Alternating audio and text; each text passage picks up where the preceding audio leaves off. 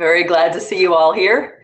Our fearless host, Dr. Carl Pearson, is on his way, caught in cyber traffic, I gather. So hopefully he will be joining us shortly. If something happens and he's not able to arrive, then you will all just have to ask me all the questions that you have about Charles Williams, and we will just chat as long as we want to.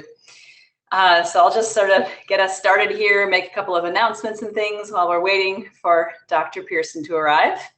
Maybe one or two of you could drop me a little message and let me know if audio and video are all as they should be. That would be very good. I am very pleased to see so many of you here today. All right, thanks, Emily, Tony. Thank you, John, Timothy, lovely to see you all here.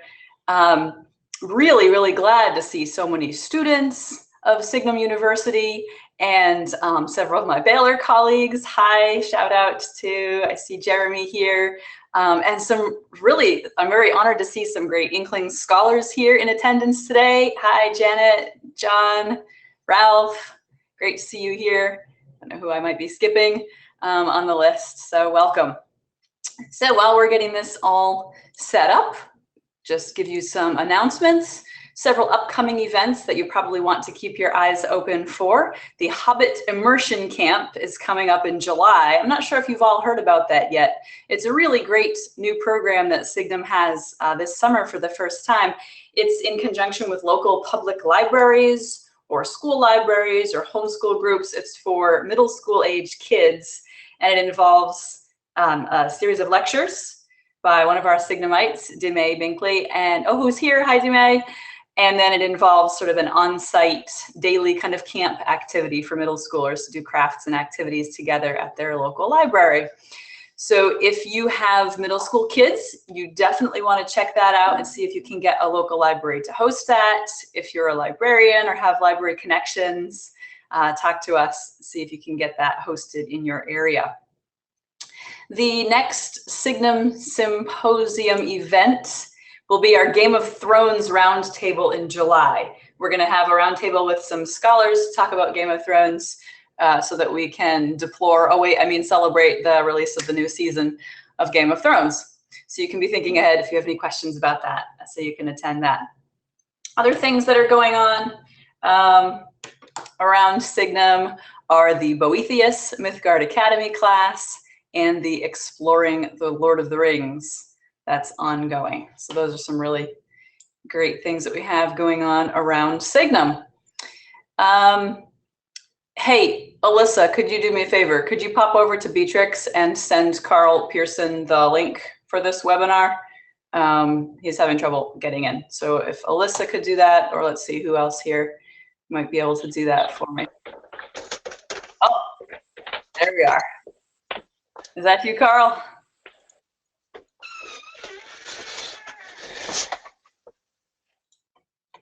All right.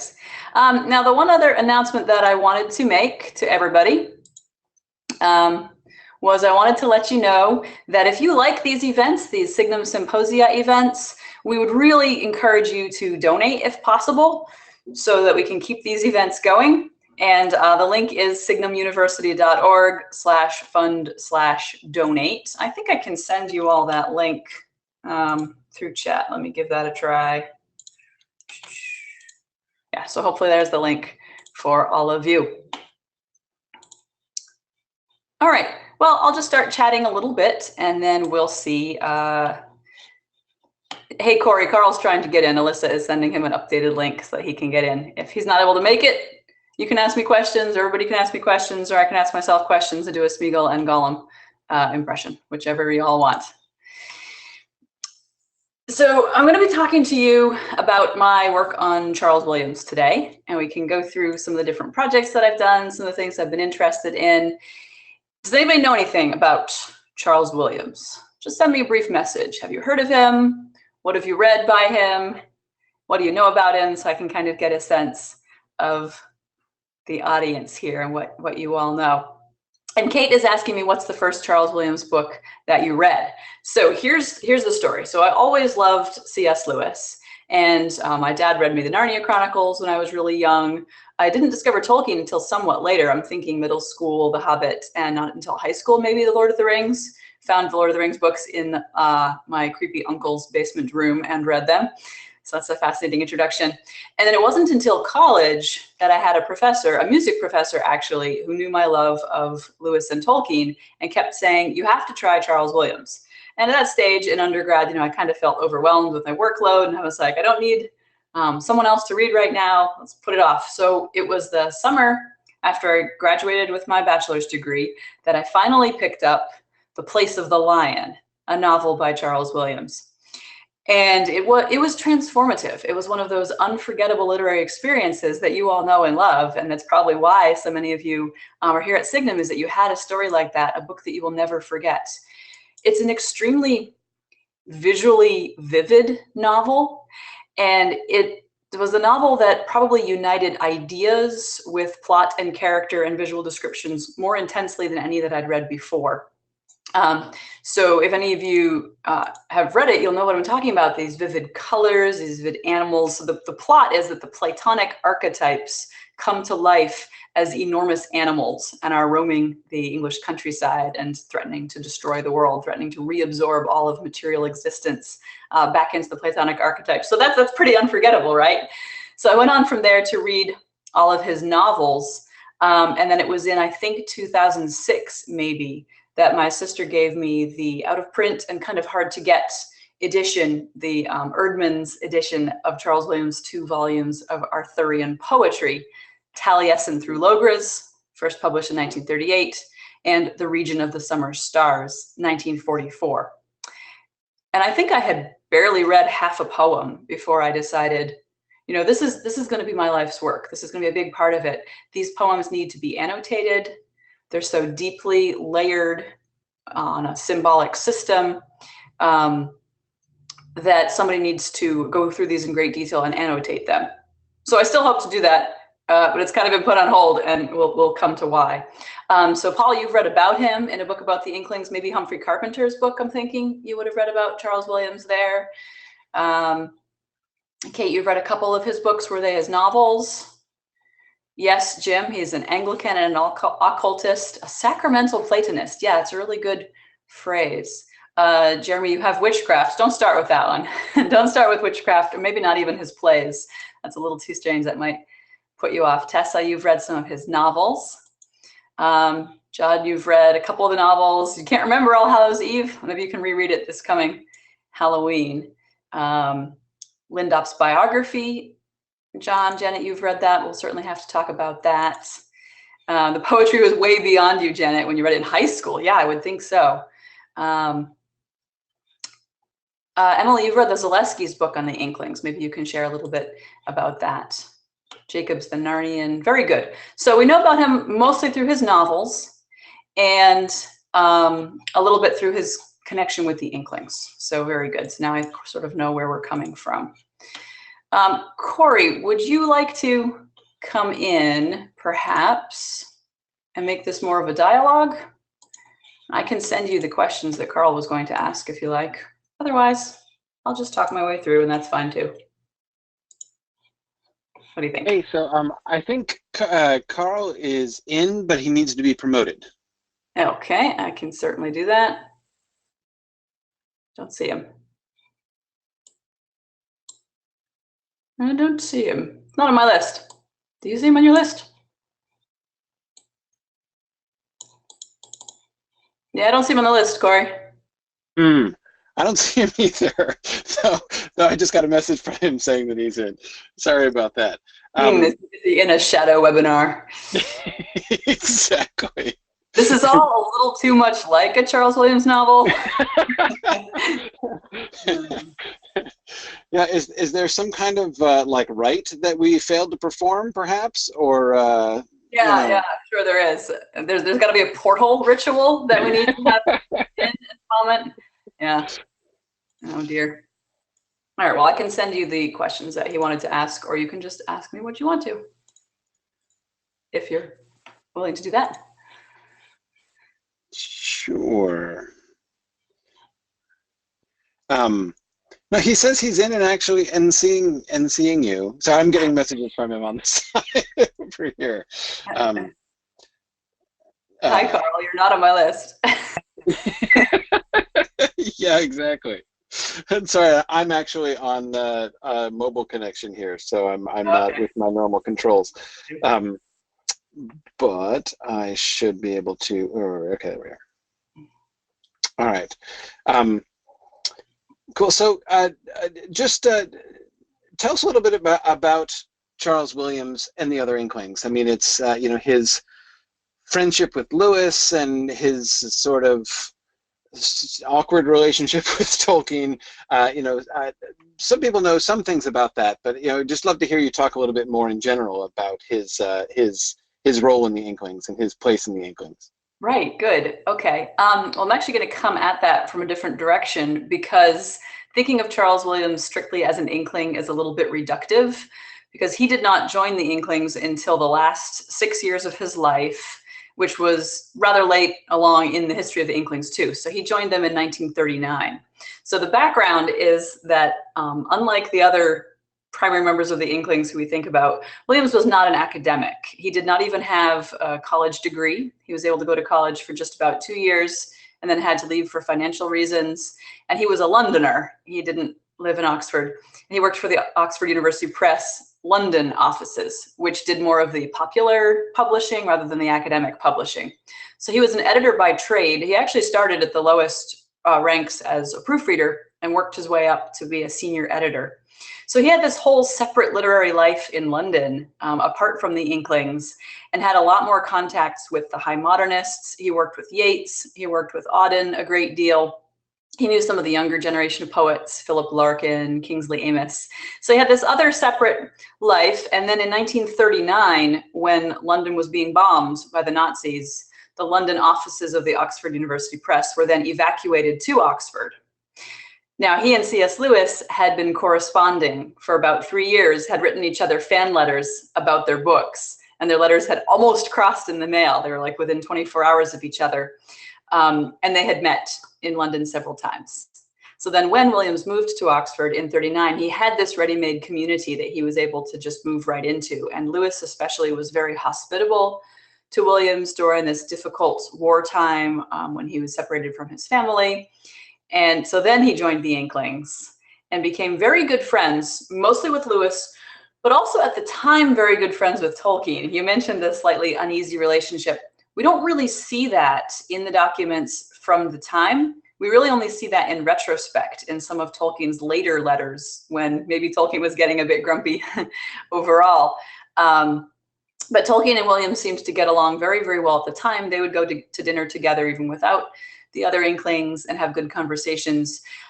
Tolkien never really did understand, didn't really appreciate Williams's work. And perhaps Tolkien sensed or suspected some of the things that were going on under the surface with Williams and the occult, which I'm sure we'll get into later. But for those last 6 years of his life, 1939 to 1945, Williams was an absolutely essential member of the Inklings, attended the meetings regularly, read his works there, his works in progress, and they were absolutely essential to his work too. And the cross influences between him and Lewis in those years are very strong. So that might give some context to that. Yeah, great. So you've edited 2 of Williams' works, right? Tell us more about the 2 that you've worked on most. Right, sure. So I've actually only edited one and then written an introduction for another. So the one that I edited is the Chapel of the Thorn. There we are. Very, very nice cover, I think. So this is a play, the Chapel of the Thorn. It's one of Williams's earliest works. It's from 1912.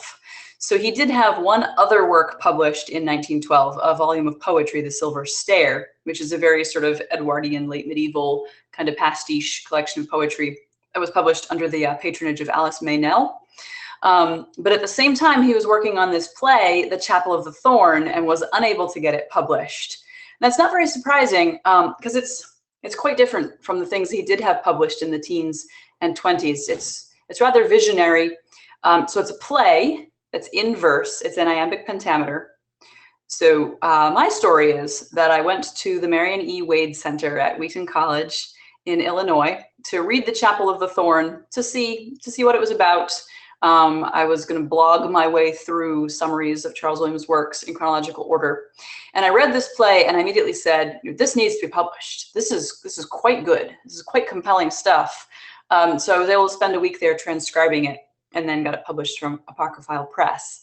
And I was very pleased to be able to include in it two other scholars' work. Grevel Lindop, who wrote Williams' official biography, which was just published about 1.5 years ago. He let me use an excerpt from his biography as a preface. So he had a few pages about Chapel of the Thorn. And there was only one article that had ever been published in English about the Chapel of the Thorn by David Llewellyn Dodds. And he let me reprint that article in this book too. So we've got some nice scholarly material surrounding the play. Grevel's preface, my introduction. I wrote a pretty big introduction to go over some of Williams' themes and put it in context.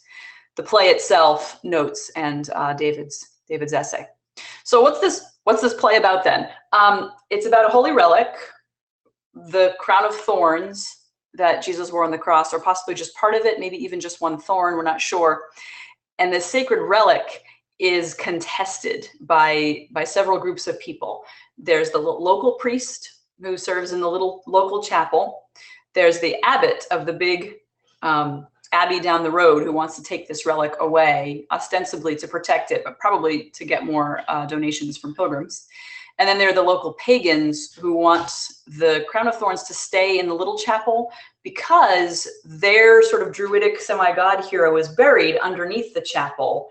And they want to be able to have it as a place for their own rituals and pilgrimage. And they feel that it's going to be more accessible to them if the Christian site stays on top. So absolutely fascinating syncretism. And the end of the play is ambiguous. You don't know who wins this conflict. And if the play were ever performed, the director would have to decide how to stage the ending, because you could certainly stage it physically to show who wins the conflict, or you could stage it in such a way that remains ambiguous. So even that little plot summary, I hope, gives you all an idea of some of the strangeness of Charles Williams and how he's different from the other Inklings. Let me see if there are any questions about that before we go on. Let's see. I'll come back to your question later, Kevin, I think, when we get later on in Williams' life, and to yours too, Tim. Any questions on that, Corey, before I talk about the next one? No, go ahead. It is a really fascinating kind of bringing together of those, really separate, both sort of, the spiritual and like the, political and practical, and really fascinating to think about how all those things, how he brings all those things together. Yeah, it is, absolutely. Richard has a great question. How readable is Chapel of the Thorn? Knowing that it is in verse helps, maybe more like reading Shakespeare. Yeah, absolutely. It's quite readable, Richard. It's short, for one thing. It's just 2 acts. And the poetry does really carry the reader along. And I'll tell you, it reads beautifully aloud. So it's never been fully performed.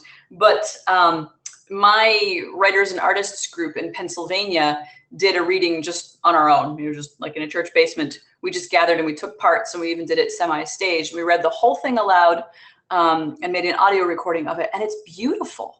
The poetry really, really lives in the mouth and in the body as it's performed, more than on the page. And then we did a reading of a selection of it at MythMoo 2, I think, Corey, right? You and Ed and Dave Kale read. That's right. That's right. That was really exciting. Jennifer is testifying that it is very, very readable. And you've just read it on the page, Jen, right? Demay is saying that it draws one in quickly. Kate, do I know which other Inklings might have read it? None. None of the other Inklings would have read it because Williams tried to get it published and then just put it away in a drawer, and it was thought to be lost until I found it. Charles Williams' first biographer, Alice Mary Hadfield, says that it's lost in her 1983 introduction exploration of Charles Williams. She thought it was lost, but it was actually in the Wade Center. It was sent to the Wade in 1973, I think. by someone who had collected a lot of Williams's papers and sent them there, but nobody knew that it was in there. So no, none of the other Inklings would have read it. They probably would not have even known it existed. And Williams seems to have sort of forgotten about it and moved on. Janet, sounds like something to perform at MythCon. Yep. I hope we can do that someday. And when the time comes, we'll have a chat and I'll talk to the Williams estate. And we will work on that. Okay, so then jumping ahead, the other book that I worked on is a new edition of Taliesin through Logres and the Region of the Summer Stars. So this is jumping ahead to the end of William's career. These are the two most important volumes of poetry that he ever wrote, probably his two most important works, although there are a couple others I might mention. So as I mentioned, I had been blogging chronologically through Charles Williams' works, trying to write kind of a summary or introduction to each of his books on my blog, The Oddest Inkling. And then we came to Taliesin through Logres, and I wrote an introduction post to it on my blog. And then I got a lot of lovely guest bloggers to write individual posts on each poem in this collection, because the poetry is so dense. I mean, you could write a chapter on every poem, more than that, and not exhaust the symbolism and the layers and so forth. And then the publisher of Chapel of the Thorn, Apocryphal Press, John Mabry, approached me and asked if I would write an introduction to Taliesin through Logres. I was able to reuse a lot of the material from the blog introduction and rewrite it into a more scholarly fashion. So what I wrote was what I hope is really helpful, like just a reader's sort of talk through about how to approach this. So what I say is, when you first read these poems, just go straight through the volume, Taliesin through Logres, and just enjoy the music of the poetry. Don't try to figure out all the symbolism. Don't even necessarily try to follow all the plot details and all that. Just enjoy it the way you would a piece of instrumental music. And then on a second read through, you can read for plot. And the more Arthurian background you have, the more you'll be able to follow the plot lines, because Williams does assume a great deal of knowledge of the Arthurian background, I think is fair to say. Richard, would you agree with that? I know you've been immersed in Arthurian readings recently, because he makes these passing allusions to big swaths of the story and then relies on them for the impact of the poetry. And then I say you need to dig in and do a much more detailed reading. And that's when you need to start to get into these other layers of Charles Williams, the occult and church history and these various kinds of symbolism, which I'm happy to talk about. Now, unfortunately, my publisher didn't tell me that he was reprinting both volumes of Arthurian verse in this same book. So my intro is only to Taliesin through Logres. Hopefully we can do another edition soon when I can expand the introduction to include both. But this is just magnificent, because the previous Erdmann's edition is out of print now and very expensive and hard to get. So this is very affordable. Richard agrees Mallory is critical as a hypertext. You mean a hypotext. Williams is the hypertext. Mallory is the hypotext. Williams assumes you've already read him. Questions about that? Questions about these Arthurian poems? I mean, I could talk about them in any number of ways. I could talk about them in 20th century context, Arthurian context, or we can move on to... Well, I would actually be interested to hear you talk a little bit more about the Arthurian context. So you've mentioned Mallory, right, as one of the Arthurian texts that Williams is really engaged with. But of course, I mean, King Arthur stuff, obviously is very sort of tradition oriented, right? There isn't like a single text or story, and it's all part of the, sort of the retelling and recasting of this story in various ways. Could you talk a little bit about kind of Williams? I mean, like from as simple as like, why Arthur? Why was it Arthur that he was doing exactly? And how do you think he saw himself sort of within that tradition and kind of bringing it forward into the 20th century? That is exactly the right question. He saw himself as finally doing it right, because everyone else had gotten it wrong. I do not exaggerate. So he believed that no other writer had sufficiently united the two halves of the Arthurian story. That is the Arthurian side of it, the knightly, the chivalric, the kingly, the political side, and the Grail. Now, of course, there's any number of writers who have both of those in their story, right? Who include both the quest for the Holy Grail and King Arthur's side of the story, and Lancelot and Guinevere and the Round Table and all of that. But he felt that they were insufficiently united and that no one glimpsed the deep spiritual significance and importance of the Grail. So his goal was to make the Grail absolutely essential to the Arthurian story. One of the ways he wanted to do that was to retell the story so that it was all about various kinds of love.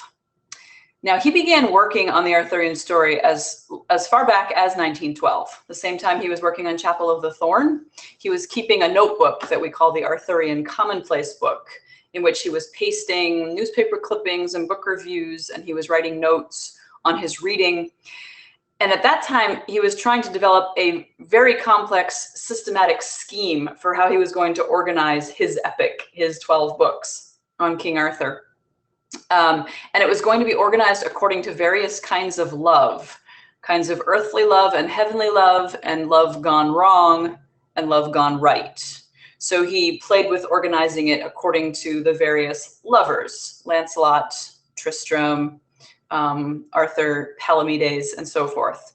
He tried organizing it according to sort of like inward moving outward sort of systems of love, according to the different women who were the objects of love in these various love triangles and squares and so forth.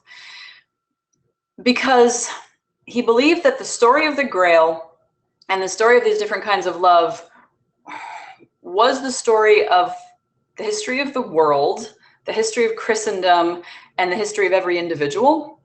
So this is going to get really weird really fast. Feel free to jump in and ask me more questions as I try to go through this. So throughout his life, as he was developing his very peculiar Arthurian mythology, he was also developing his peculiar romantic theology, which was this belief that sexual love is a means to God. So it's a very Dantean beatific view of God. It's a via affirmativa, right? It's a positive way, the affirmation of images, way to God. But it's very, very specifically that romantic sexual love is that which shows us the way things should be. So when you fall in love, you know, you think that your sweetheart can do no wrong and that this person is just amazing and everything about this person is great. Well, Williams thought that that was actually showing you how this person would have been had she never fallen, or even more, what she would be like glorified, or what she would be like as seen through Christ, or as seen through God's eyes. And I'm choosing my pronouns very deliberately there because it does seem to be a rather phallocentric theory, even though he said it could go either way, any way as far as gender. It does seem to be very much the male lover and the female beloved. So he thought that this was kind of the essential way that Christianity unfolded and the way that every individual's life unfolded.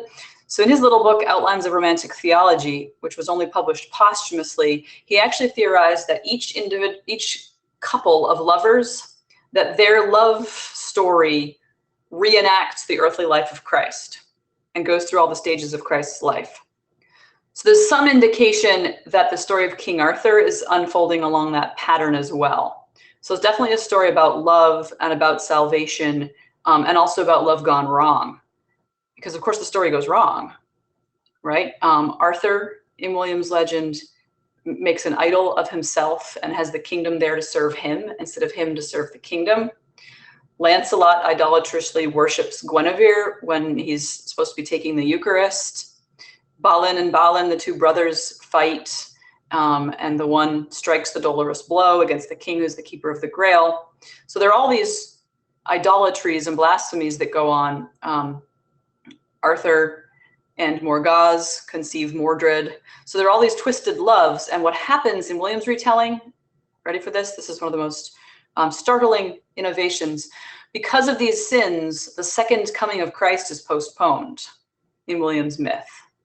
And so the ultimate sort of consummation of love of Christ in the church is postponed in Williams' story. I could go on and talk about like the political implications of that and so forth, but maybe if you want to ask another question. Yeah, Janet, you were just going to ask how that tied into theology of romantic love. That's how, yes. So a couple people are asking, what did the Inklings think about his work then? And this does seem a good time to go into that, if you think so, Corey. That's all right. Tony's asking, can I expand on Lewis and Tolkien's opinion of Williams's work and also what he thought about their work in return? Well, remember that Williams died in 1945, so he did not live to see their most famous or most influential works. So he didn't live to see or read the completed Narnia Chronicles or Lord of the Rings, although he may have heard some of those in draft. But Lewis, and I use this phrase advisedly, Lewis fell in love with Williams to some extent. Everyone did. Everyone who met him was totally compelled by him. He was a strange, funny-looking, kind of ugly man, everyone says, who had this very great charisma and who was transformed by charity when he spoke. And everyone felt sort of sanctified and uplifted in his presence. And Lewis was bowled over by Charles Williams. And as I said, Tolkien seems to have been a bit more hesitant. Lewis adored Williams's writing, but hated how obscure it was. He said, I lit into him for his obscurity for all I was worth, and goodness knows I chided him often enough for his obscurity. So Lewis just wished that Williams would learn some lessons about clarity, and I wish he would have as well. He didn't have the same education as Lewis and Tolkien, certainly. He didn't go through the rigorous logical training that Lewis had with Kirkpatrick, the Great Knock. He certainly was as widely read as they in the classics and so forth, but he didn't have that logical or rhetorical training, and it shows. Tolkien didn't like the Arthurian mythology at all. There's a very specific reason. Oh, sorry, I didn't grab the image here. There's an image that was published with Taliesin through Logres in the 1938 edition. Williams worked with an artist at Oxford University Press named Linton Lamb to design a map, and over the map is overlaid, well, actually, just hang on. I might just have it. Just take me a second to show it, because that would be really nice if I could show the picture.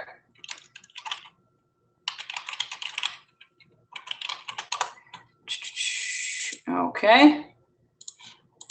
One more second.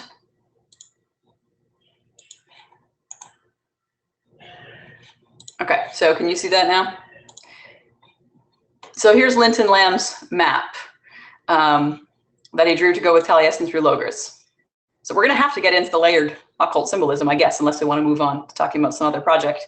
But the next project is going to bring this in as well. So here's the image. So you can see that this is a map of Europe with this image of a woman drawn over it. So throughout the poetry, Williams might refer to something by its country name or its geographical location, by its body part, by the zodiac sign associated with that body part, or by the virtue on the Sephirotic tree that is associated with that zodiac sign or with that body part. So the hands are in Rome because there are performed the heartbreaking manual acts of the Pope. In other words, the serving of the Eucharist. Of course, the head England is the head.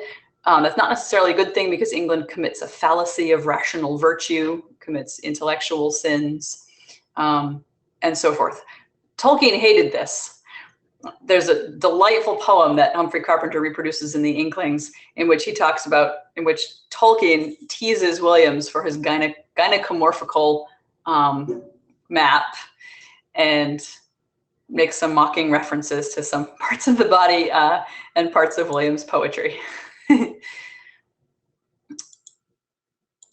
So that's what Williams thought about. That's what Tolkien thought about Williams. And someone was just asking, let me bring the questions back, about Williams's influence on That Hideous Strength. So yes, so there's a joke that Hideous Strength is a Williams novel written by C.S. Lewis. And that's definitely the case. Sanford Schwartz has written a persuasive argument that Lewis learned how to use the Gothic genre by reading Charles Williams, learned how to use the Gothic to communicate spiritual truth. I would say the appearance of Merlin in That Hideous Strength is entirely due to the influence of Williams. Check out Charles Hutter's article in Zane's the C.S. Lewis journal called What Did Charles Williams Really Do to That Hideous Strength? So So check that one out. Oh, Janet says there was an article by John Rateliff in Myth Lore 127 on Williams that includes some discussion of the map. And of course, John Rateliff also had a really important article recently about the notes on the poetry that were thought to be lost. So you should check that out as well.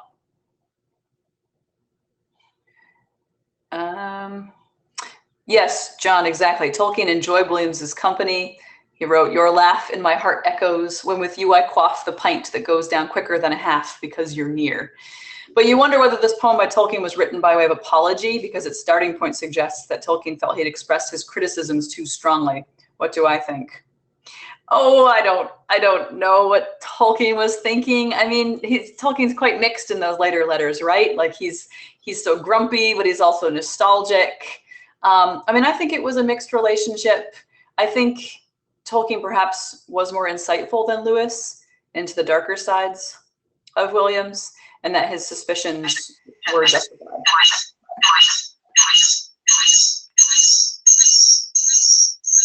I have a freaky echo going on now. You all hearing that?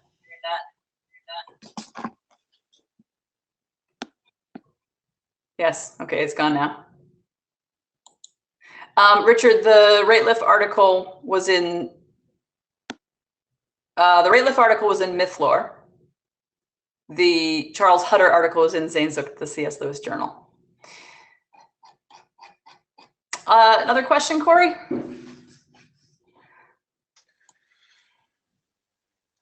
Well, I was thinking about all the discussion, of course, of the Arthurian stuff seemed like a good opportunity to ask you about the upcoming Arthurian book and sort of your experience with that, thinking about Arthur across the Inklings. I mean, you were just saying that you felt that that Williams's influence was really responsible, especially for the sort of the Arthurian and the Merlin stuff that Lewis ended up including in that Hideous Strength. You want to sort of widen outwards a little bit and talk a little bit more generally about Arthurian stuff and the Inklings, and in particular, I'd love to hear what you thought about basically Williams's kind of role in that larger picture there too.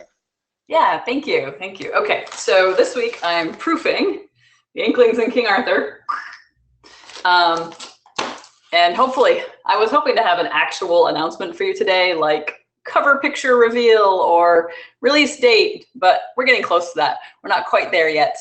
I'm working on this book for 4 years since The Fall of Arthur came out in the spring of 2013, which was Tolkien's only explicitly Arthurian work.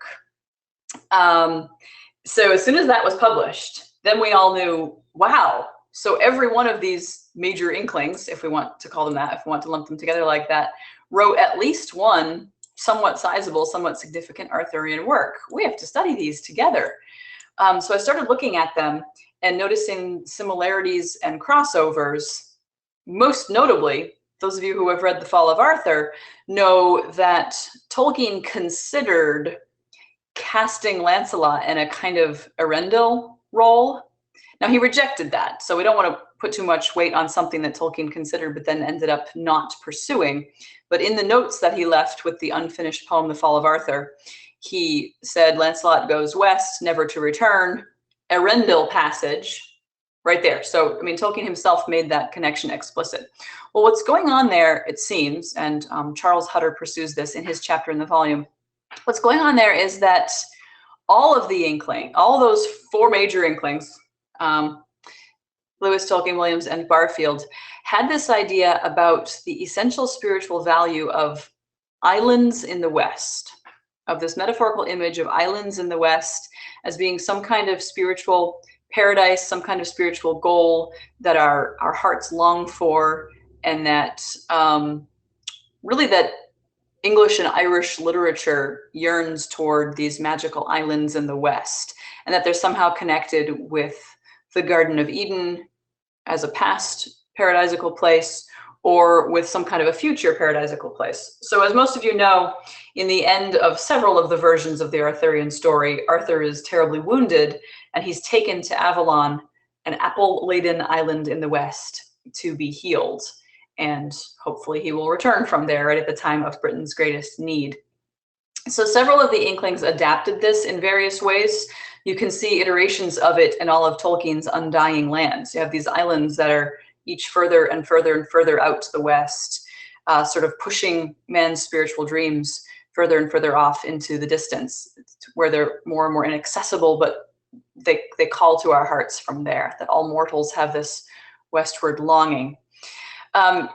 It's not as pronounced in Barfield, but it's there a little bit. I could talk about Barfield's Arthuriana, but we'll just see when I come back to that. And then Lewis does something absolutely fascinating with it in Paralandra. And then at the end of that, Hideous Strength. So Lewis displaces this Avalon Western island to a valley on the planet Venus. And it turns out that King Arthur has gone there, and Ransom, the Pendragon, is being taken there as well. And it is a cup-shaped valley as well. So he even takes the Grail image and transports it into this outer space geography that he has. Williams uses this westering imagery a lot. He has this western wood called Broceliande, where people can go mad if they wander in the wood. So we can see echoes of fairy in the perilous realm there. And then he also has this western land called Saras, which is taken again from Mallory and the other sources, which is the land of the Grail. Okay, so this all sounds very medieval, right? This all sounds like the Inklings are just looking backwards and using all this medieval material and so forth. But the Arthurian material, the matter of Britain, is infinitely adaptable. And what's fascinating about the Arthurian material is that there's no original. So you can't get into fights over it the way you can with your friends who say, oh, the book was better than the movie or something, because there's no text. There's no one original text that we look for and we say, this is the Arthurian story. This is the authoritative one, and everything else is derived from it. We don't have that. We have sort of an endlessly deferred, endlessly receding series of texts that are open to adaptation. And many generations have adapted Arthuriana to their political context. So he's made a king at an essential point in British history when we need sort of a rallying point, an important figure. He's harked back to, again, Henry VIII claimed that his father, Henry VII, was a descendant of King Arthur. And then, wait, let me see if I can remember which one. There was a Prince Arthur. I think it was Henry VII's son. Some of you history buffs can correct me if I get that wrong. So there was going to be a King Arthur. Yes, Jeremy, it was Henry VII's son. Thank you. Who unfortunately died before he became king, or fortunately, so there has never been a King Arthur. But then again, in the Victorian period, Victoria decorated her robing room with Arthurian scenes. And there have been many moments throughout British history when the monarchy has harkened back to Arthuriana. So then we come to the 20th century, and we mustn't forget that these writers we're talking about were 20th century writers. They were modernists. And as I said, they had these associations with the high modernists. Williams, especially in his publishing capacity, had these associations with the high modernists. Barfield as well, somewhat, in his professional work. So Arthur was then taken up again in the cause of the two world wars. Arthur and especially Galahad were used as a kind of propaganda imagery, recruiting posters, called the Knights Pure-Hearted Young Galahads. That was a preacher who gave a sort of a join-up kind of sermon and referred to them as pure-hearted knights. And there was all this kind of imagery again, as if soldiers who joined the world wars would be joining the round table. So all that to say that the Inklings were participating in a movement that was going on in their time. And there's another theme that they used as well. That's a very, very important Arthurian theme that was taken up again by the modernists. And that is the image of the wasteland. So of course you think of T.S. Eliot's poem of that name. And T.S. Eliot is interacting with Fraser and Weston anthropological schools of thought about the evolution of the story of the Grail in connection with the idea of the dying king and the sacrificed king and the fertility cycles. So Eliot is responding to that, but he's using this image of the wasteland as an image of the sterility and trauma of modernism. So just in case you're not familiar with that part of the story, Percival goes to the castle of the Fisher King, who's the keeper of the Grail, and the king is wounded, and his wound is connected to the sterility of the land. The land is not going to be fertile again until the king is healed. And there's a grail procession, and these objects, this platter and cup and spear and sword, are carried past Percival, and he fails to ask the question that would heal the king and heal the land. The question is variously phrased, what serves the grail, or who serves the grail? Which of course is open to all kinds of ambiguity. Who is being served the elements by the grail, but who is it who serves the grail?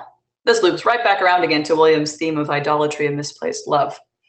But these wasteland imageries of a land blighted and blasted by war and having become sterile, these are very modernist images, again, taken up by the modernists. And the Inklings are interacting with those. Many of the Narnia chronicles are about the renewal of wastelands and the renewal of a proper kingship that will bring restoration to the land. There's a chapter about that by John Hooper in my book about Narnia, the wastelands, and the world wars. So that's a little bit about Arthuriana and the Inklings in the context of Arthuriana. Any other specific questions about that? Tony's asking, isn't that idea of Edenic lands to the west projected onto the Americas when they were originally discovered and explored by Europeans? Yeah, absolutely. I don't know much about that, but obviously it's a fabled land in the west. The tone is really different though, isn't it, Tony? I mean, as soon as we start having New World narratives, the tone, the kappa element is really, really different from what we have in the Irish legends of the Islands of the Blessed or from the Arthuriana. Any other questions about that? Or we can move on. Okay. Good. Well, I know we're starting to run a little bit short of time, so maybe if you could give just kind of a general, why people should read Charles Williams. Why in general you think Charles Williams is important, and how, especially for people, I'm sure, obviously there are many people coming in as Tolkien fans and Lewis fans. What is it that you think that, Charles Williams and his works really, sort of have to offer in a sense? Yeah. Do I have time to answer the opposite half of that first and then come back to that? Because Tony is saying quite rightly, we have to talk about the occult magic thing before we run out of time. So can I do like 4.5 Sure, of course. occult magic and then 4.5 minutes on like Christian devotion, because it's Charles Williams. Okay. So just first the facts. So the big influential occult order of the end of the 19th century, beginning of the 20th century, was the Order of the Golden Dawn. And that's the sort of big famous one that Yeats was in, and Aleister Crowley, A.E. Waite, and so forth. And that one had a split in 1903. And so there were two branches after that. There was the more magical branch of the Order of the Golden Dawn, the Stella Matutina, that Yeats stayed in, and then it had further division and so forth. And then there was the mystical Christian branch, A.E. Waite. So we have to follow the Christian mystical branch, and that one was renamed the Fellowship of the Rosy Cross. So Charles Williams was never in the Order of the Golden Dawn proper, even though he said he was. He was in the Fellowship of the Rosy Cross, which was this more Christian mystical branch. Now, what did they do? I mean, what was this order? It was primarily about spiritual alchemy, which is basically a form of education, memorization, a series of examinations and orders that one would climb up, learning facts, learning history, reading, and so forth, but also meditation, very serious meditation toward enlightenment. There was a transformation of the soul. But there were also specific practices that I would consider specifically magical practices, such as using tarot cards for divination, meditation through the Kabbalah on the names of God and on the Sephirotic tree. There was astrology practiced. So these things were practiced in the Fellowship of the Rosy Cross. And Williams was in this for 10 years. And he actually served as master of the temple 2 different times, or Aaron Rukma tells us 3 different times. He memorized these rituals and led them. So he was a kind of a high priest figure. That's my phrase. He was master of the temple is the actual phrase in this order. So we kind of knew all of that, but then we learned more when Grevel Lindop's biography was published in the fall of, it was 2015, right? Fall of 2015. We learned then that for 20 years, Williams was a member of another group with his two good friends, Nicholson and Lee, met at a vicarage of an Anglican vicar to practice other secret rituals. And it seems that one of the members of that group had in his possession some of the official Golden Dawn rituals, or one of those splinters from this branch of it, from the Yeats, the more magical branch, and that they practiced these other rituals. They may have initiated Williams into that secretly. We don't know. We don't have enough information there.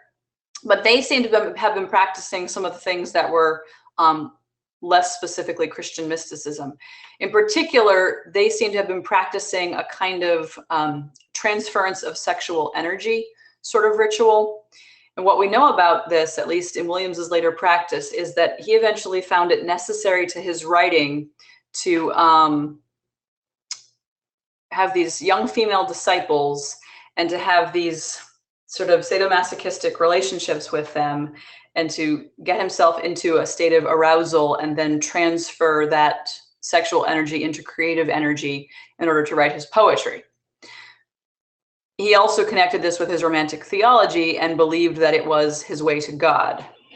So he was practicing these extramarital, sexual, but non-consummated relationships, and it seems that they were not always 100% consensual either. There's some disturbing facts about that in the Lindop biography. So this was all going on at the same time that he was also writing books of Christian theology and editing anthologies of devotional verse and so forth. So that's the occult side of it. So I'm sure you have questions about that. So go ahead and ask those questions, and then I'll move into but wait, here's why you should read him anyway, or why he's sort of a valuable member of the history of British literature and of the Inklings and so forth. And, we don't need to necessarily get tied up too much in the autobiographical or the biographical details of Williams, so much as how did this work itself out in the literature and so forth. So while you're sending in questions about that, I'll start answering the question of why should we read him. I mean, first of all, because it's really good literature. It's not absolute top notch. He could have used an editor. He could have used a slightly more rigorous education. Maybe it's too bad he didn't meet the Inklings sooner, so they could have given him more of that critique that he needed. But he was a very, very good poet. His Arthurian poetry is virtuosic. His technique is masterful. At the level of the sheer line of poetry, I would say he was the best writer of the Inklings.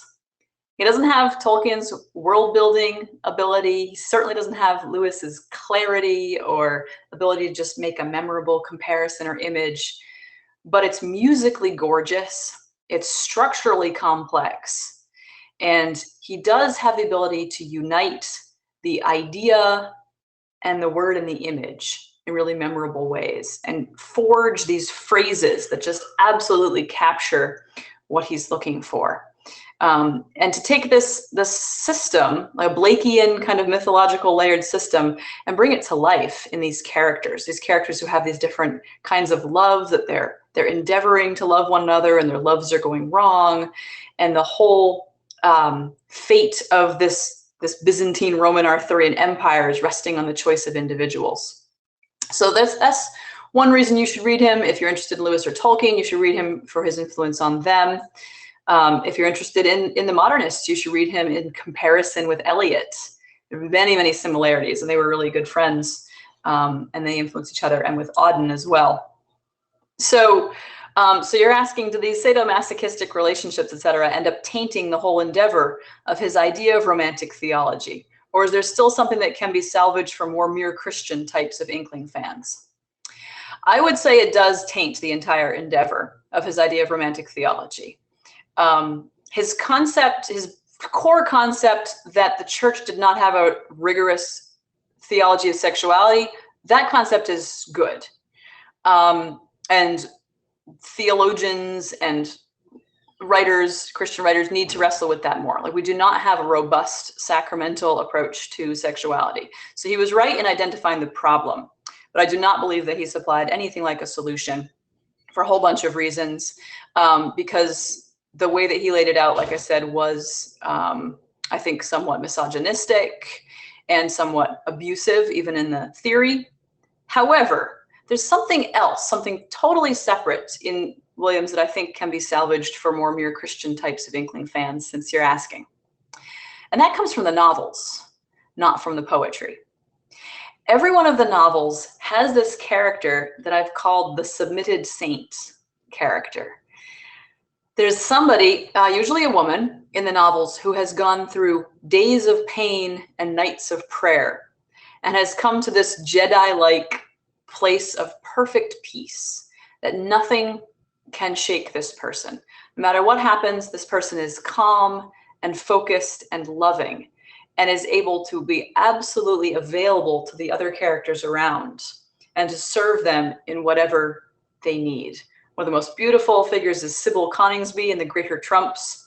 Her really horrible jerk of a brother goes out for a walk and gets caught in a snowstorm, and she just calmly goes out in the storm to save him, ends up saving a kitten along the way, and realizes, kind of like Lewis's Great Dance, that everything is of equal importance in the kingdom of God, the kitten or her brother or the snowstorm, and that she's just perfectly available. And connected to this, we can't leave without mentioning, is his doctrine of substitution, the idea that we can carry one another's burdens, whether those are physical, spiritual, emotional, burdens of grief or illness or anything. And he has characters act out this doctrine of substitution throughout the novels. That's what first moved me when I started reading through the novels, was this character of the submitted saint, who is very, very admirable and really seems to be the goal of any serious Christian, especially maybe of a more mystical turn, or really of any spiritual-minded person or anyone who just loves the human race and wants to be part of that whole system of love and of bearing one another's burdens. So that's what I would say is important.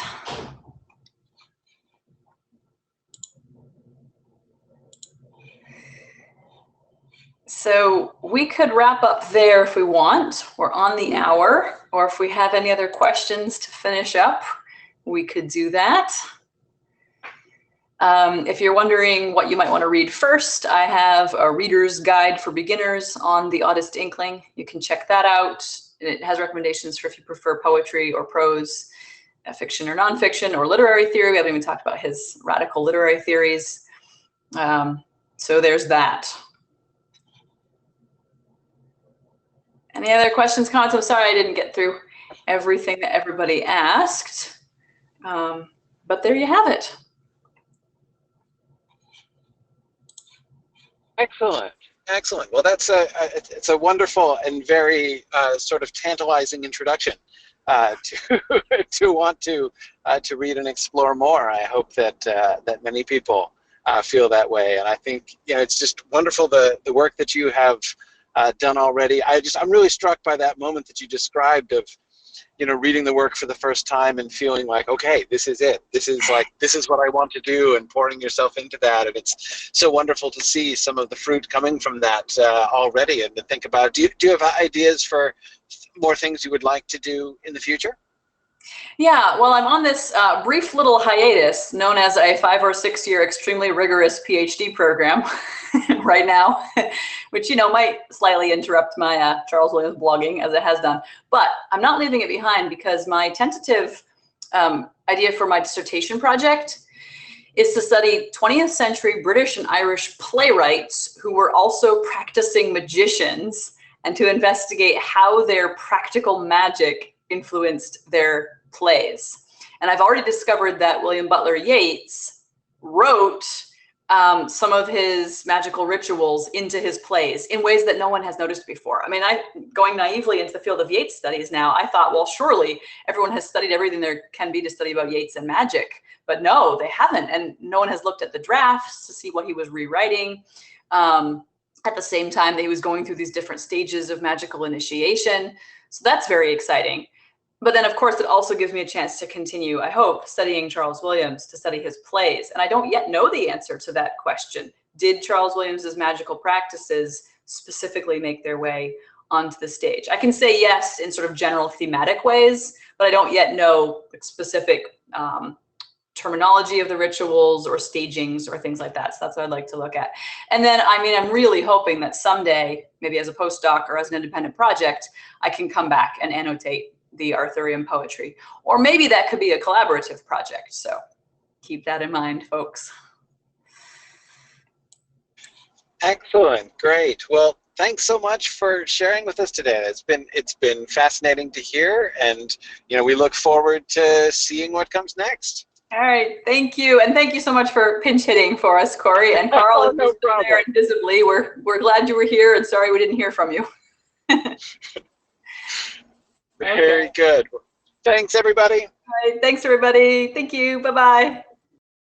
If you enjoyed this seminar, please consider making a small donation to Signum University. Your gift will help us continue to make the seminar series and other great content available for free to the public. Just go to signumuniversity.org/fund/donate/seminars. Thanks!